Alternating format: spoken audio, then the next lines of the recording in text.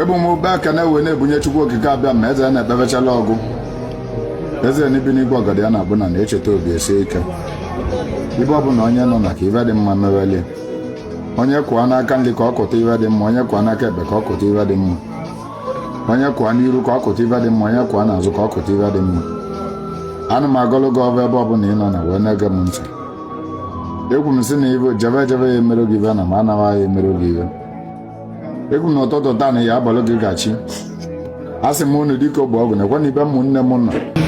I'm impressed. Thank you. I'm so impressed to be here. First of all, what I noticed is that you mean business. Thank you. And for Gua,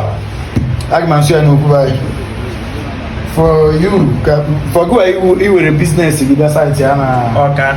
Noka, Igbo. Yes. The center of excellence, right? Yes. It means that you are out. And this is my headquarters. You are out. Yes. We have our branch at Asaba also. Asaba. Yes. Okay. We have a branch at Asaba. When we went the human had the Aina Garozia. Adamagunu, Benini, and Benini, no Benini. Na I can have to say, we are not just about the unification of Igbo, we are about the progress of our Igbo.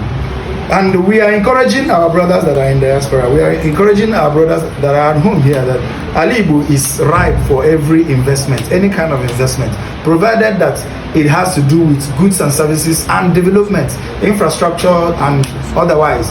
And this is my young friend here. One name from Aguleri, and he's here citing his business. He brought down actually the business from Abuja, the head office, the chief of the offices down to Oka in Anambra State, yes, to empower our youth to make business, goods and services and delivery to be efficient. And here he has employed more and more graduates in this business, and all I can wish him is progress and more progress.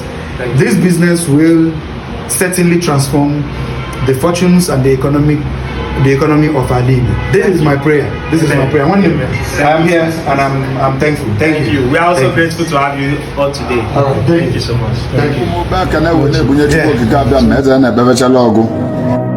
eze n'ibi n'igwe ọgọdị ya na-abụ na na-echeta obi esie ike ibe ọbụla onye nọ na ka ibe dị mma mewelie onye kwụọ n'aka nri ka ọ kụta ibe dị mma onye kwụọ n'aka